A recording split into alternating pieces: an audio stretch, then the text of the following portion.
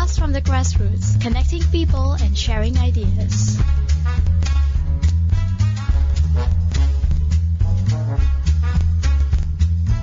Hi, this is Gowri. Hi, welcome back. This is Grace. And we are moving on to our Blast from the Grassroots session. And it's a very special one because tomorrow is Christmas. And tonight will be Christmas Eve, which is why we are having this Blast from the Grassroots special, where we'll be talking about Christmas and how it's celebrated in different cultures.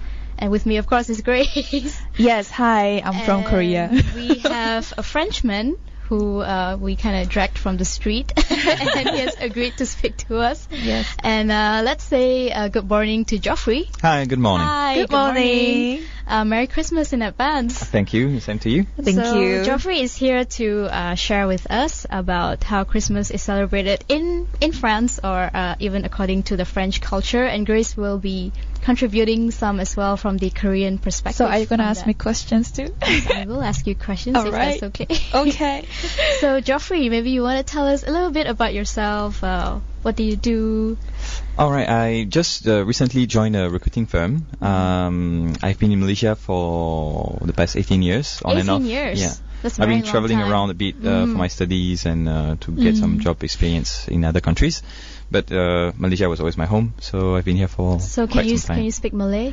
A little bit. A little Oh, bit. not bad. It's my greatest shame that I actually should speak Malay after so many years, but I unfortunately don't. And Grace has actually been here for 6 years. Yes. And I can Fine. speak Malay sikit-sikit.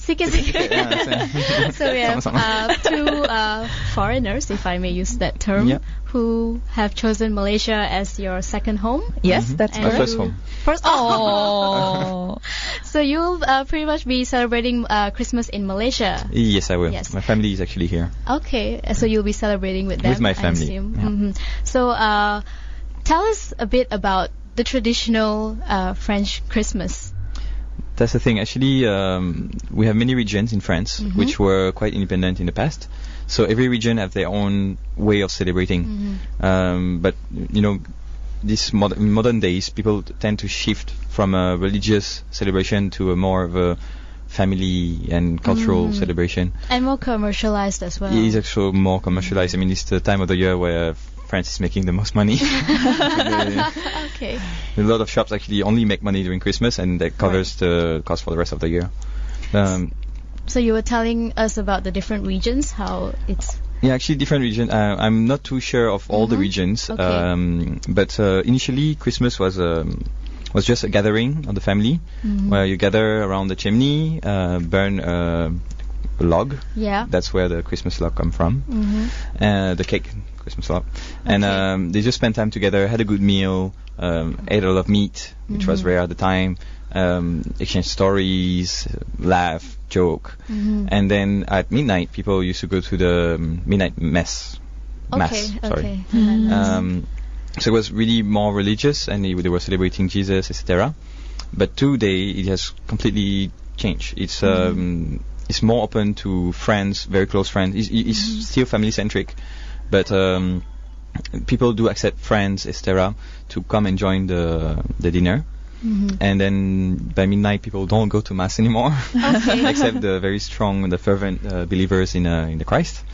But it's just an occasion to get together, to get people who don't see often, to sit together, have an excellent dinner, and exchange gift in the morning. And how do you feel the celebration of Christmas has changed, probably when you were a kid and compared to now? I think it's more age related. Okay. Well, we believed in Santa at the time, so Right, of course. so we had this tradition. You leave the cookies and a And glass the of milk milk, for Santa Claus to come and get during the night, and you will always try to stay awake and hear Santa and all that. And today, well, I do the shopping, so You're your kind own of killed Santa.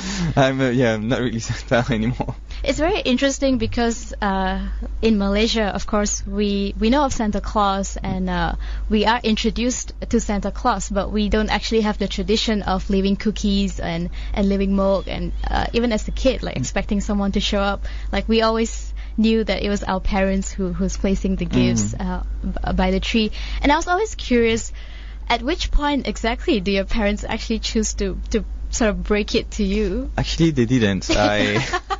I once found receipts, receipts and a gift hidden in an area of the house, and I found receipts, and I was like reading the list, and it was exactly what was in the cupboard. So I kind of figured out that Santa Claus were just my parents. Oh. But anyway, actually Santa Claus is fairly recent. There was no such thing as Santa Claus before the 19th century. Yep.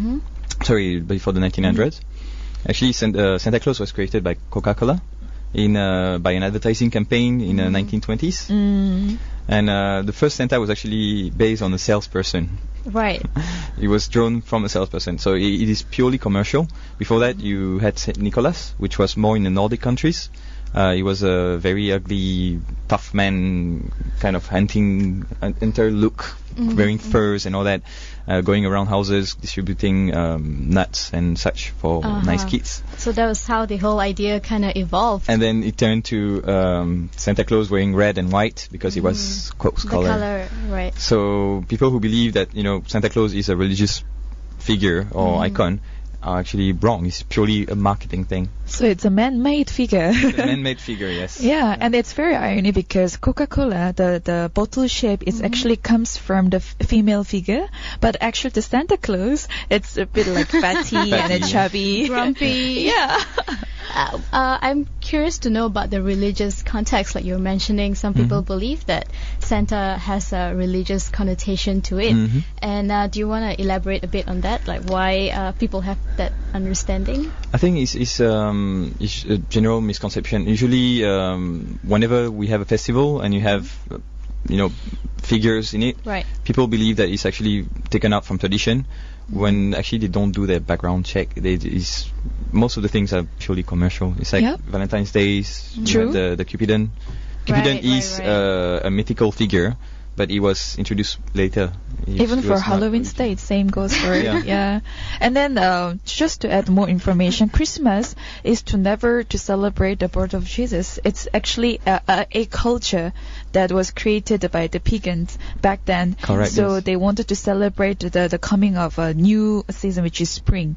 So that was how it was created. So it was never meant for when he was born, the Christ was born. There was no such thing as Christmas Day. And by the way, according to the text, Jesus was not born on 25th. Yeah, it wasn't stated. It was somewhere around September, if I'm not mistaken. Yeah. But I guess it's because of the name that it's Christmas and people associate it to the birth of Christ. And Christmas is just the word that people shouted. In French, say Noël. Yeah. That's what the people shouted when Jesus came. Say Noël, Noël. That's where the name come from.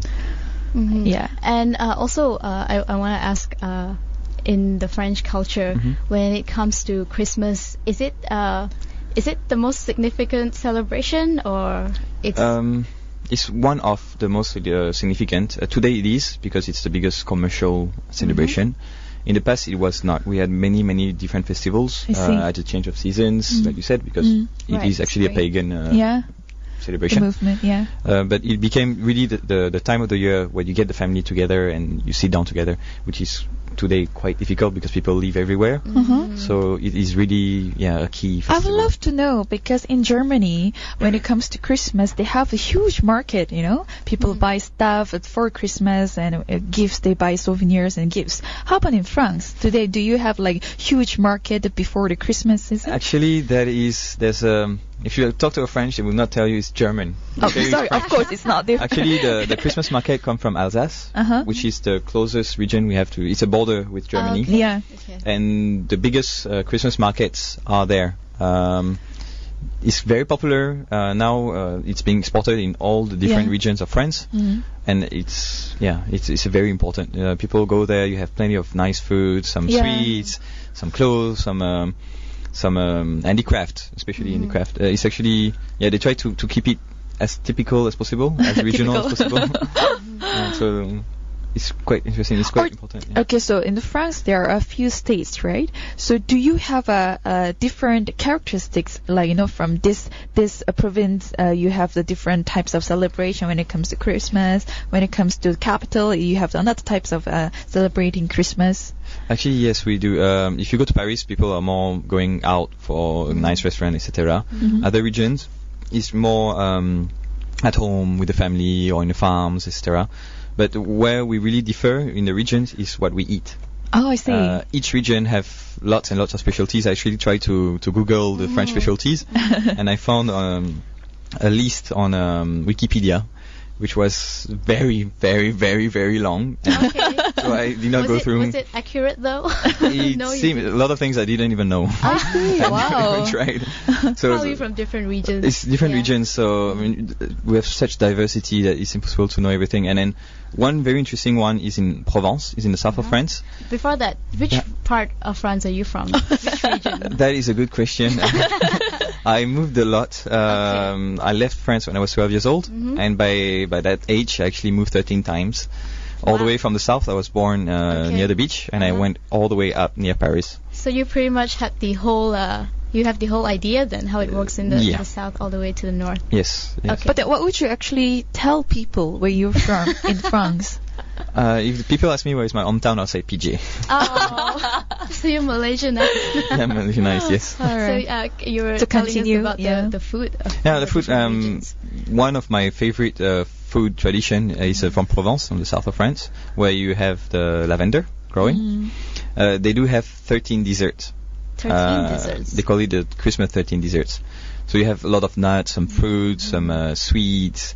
Especially my favorite, which is called calisson. It's a melon almond based sweet. Wow. It's really delicious. You must have a very sweet tooth. Yeah, I do. And others?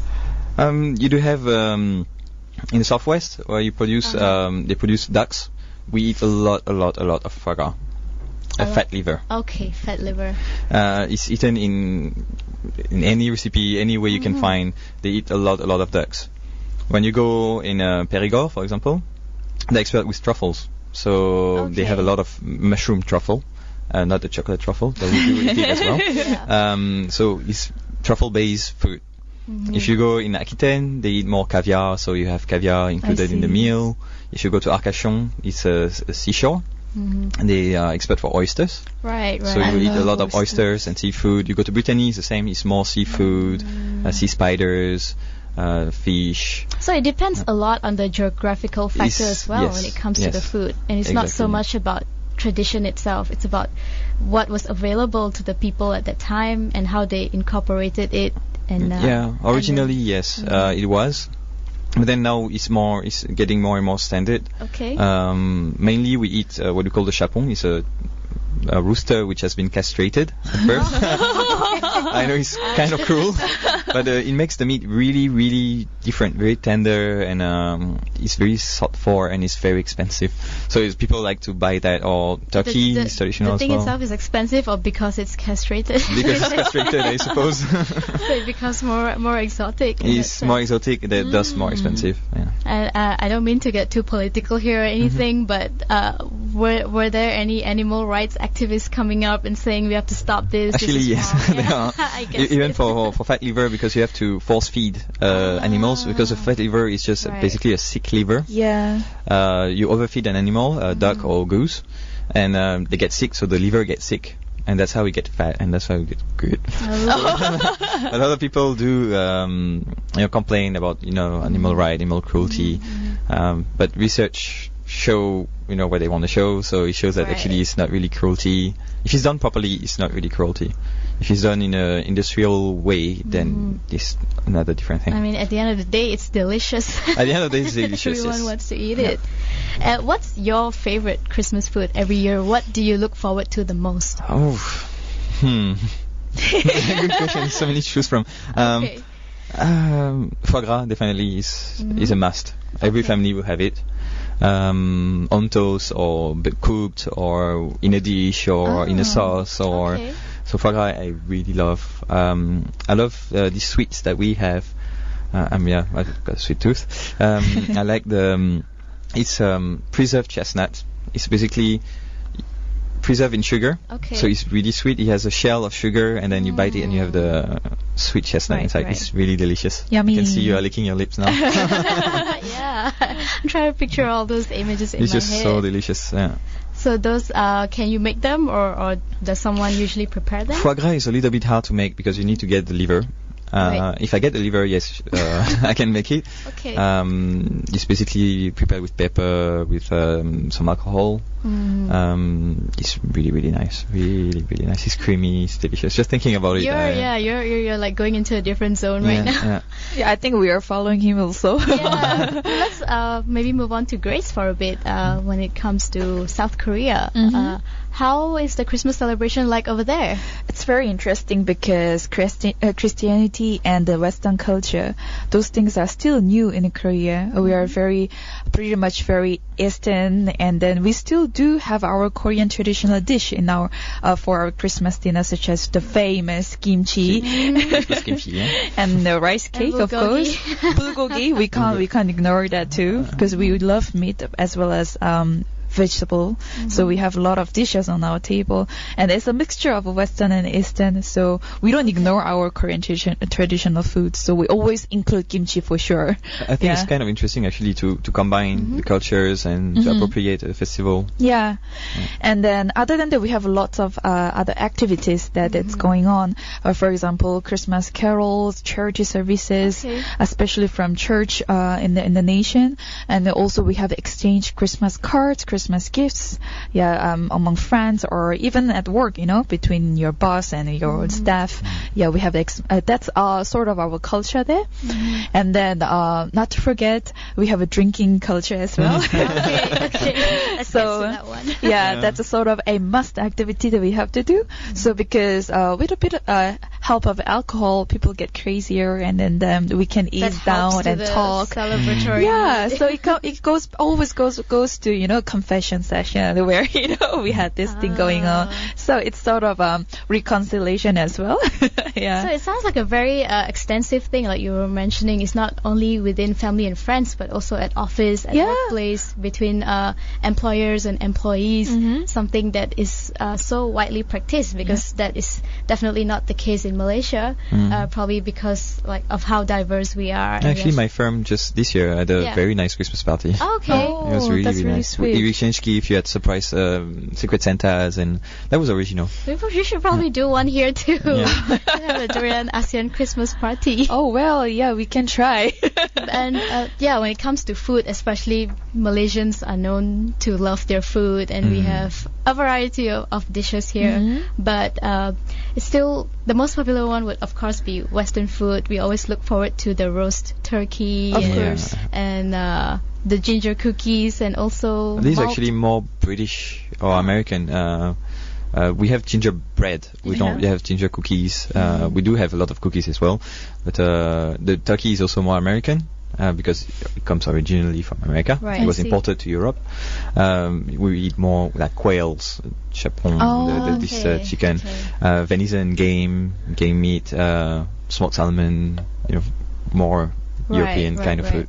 So I guess Malaysia is very much influenced by the American culture based on what we see on TV and see in magazines. Yes. Yeah, and talking about TV, in Korea, Christmas season, right? We actually watch a lot of Christmas movies. Same in France. And that's when actually the movie industries in Korea, they target this particular season, so they can actually go on the top 5 Christmas movies. Okay. So in a way, it also shows that they support the local movies. Oh, okay. Yeah, they create for family movies, Christmas family movies, and they're wonderful. And of course, we do import international movies as well, and then also they replay all the Christmas movies.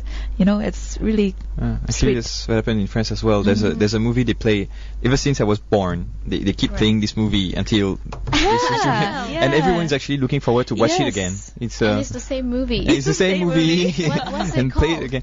It's Santa Claus is a beach.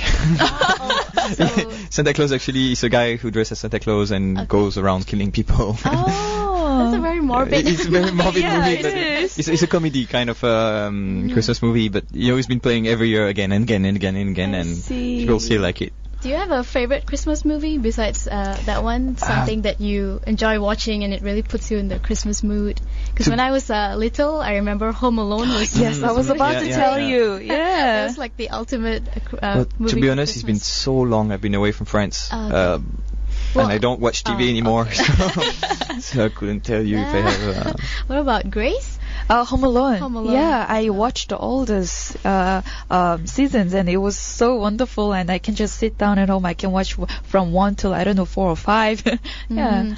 And also, apart from Christmas, New Year is also coming up. So maybe we can talk a little bit about, just briefly about New Year as well. How do you guys celebrate it?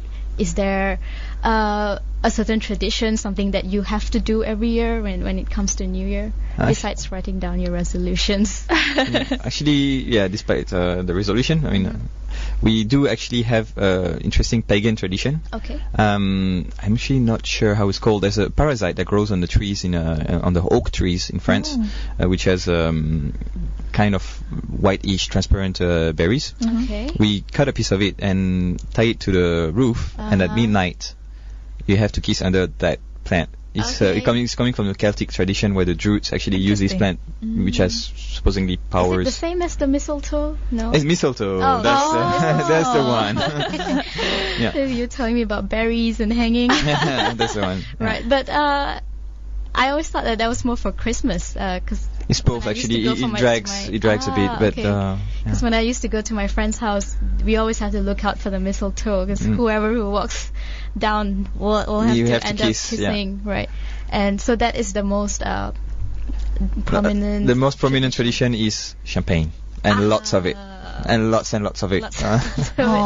Basically, if Christmas is more for family, New Year is more for friends. So you get out, you go in the street, you go in Paris. I remember celebrating in Paris, you have the avenue of Champs-Élysées, which was filled with people with champagne in their hands and drinking and shouting, kissing everyone randomly randomly. You guys just go all out, huh? We go all out. It's like you have a few minutes to celebrate the end of the year, do whatever you want, and then you come clean the next day. What about in South Korea? In South Korea, compared to Christmas, New Year is very traditional in our country. Oh, really? Okay. So it's more family oriented, the culture wise, and it's one of the most important celebration in a year in Korea. So we go back to visit our maybe grandparents, relatives, and then we give our appreciation, we show our respect to them, and then with that we used to wear our traditional attire, and they're really beautiful. For New Year's. Yeah. Oh, that's very interesting. Yeah, it's very interesting. Like us in reverse. Yeah. So Christmas, where we do follow the Western culture. However, New Year in Korea is very traditional. And then there, of course, kimchi is not ignored again. And then we have lots of other dishes coming along. Like we have Korean traditional pancakes. We have rice cakes. We also have like soup, lots of soups there, and vegetables as well. They're just food. It's like the whole feast going on, until the table can actually break. I think it's very interesting in Malaysia, because apart from the New Year, which is the 1st of January, we also have the Islam New Year for their own calendar. We also have the Tamil New Year for the Tamil calendar, and we also have the Chinese New Year.